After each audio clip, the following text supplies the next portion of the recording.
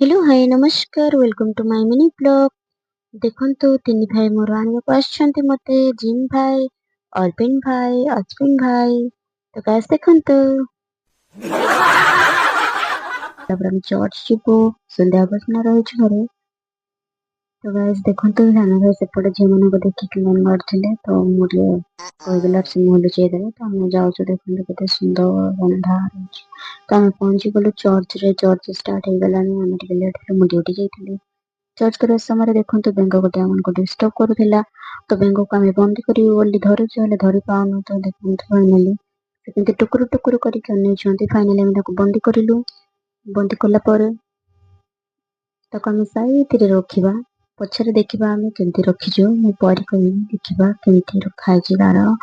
ତ ଫାଇନାଲି ଆମର ଚର୍ଚ୍ଚ ସରିଲା ପରେ ଆମେ ଏମିତି କିଛି ବସିଛୁ ସମସ୍ତେ। ସ୍ନାକ୍ସର ବ୍ୟବସ୍ଥା କରାଯାଇଛି। ତ ଆମେ ବେଙ୍ଗକୁ ଆମେ ଓପେନ କରୁଛୁ। ଦେଖନ୍ତୁ ବେଙ୍ଗକୁ ଆମେ ଭିତରେ କେମିତି ପ୍ୟାକ୍ କରିକି ରଖିଛୁ।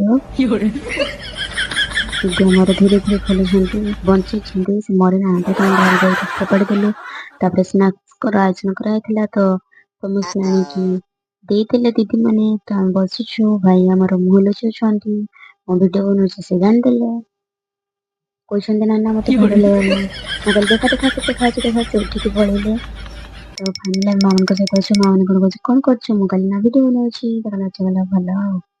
ତାପରେ ଫାଇନାଲି ଆମେ ଏବେ ଘରକୁ ଯାଉଛୁ। ଘରକୁ ଯିବା ସମୟରେ ଦେଖନ୍ତୁ ଭାଇ ଗୋଟେ ଗୀତ ଗାଉଛନ୍ତି। କଣ ଗୀତ ଗାଉଛନ୍ତି ମୁଁ ତାକୁ ଶୁଣୁଛି। तेरी मैं जाऊँ किधर अगर साथ मेरे तुए हम सफर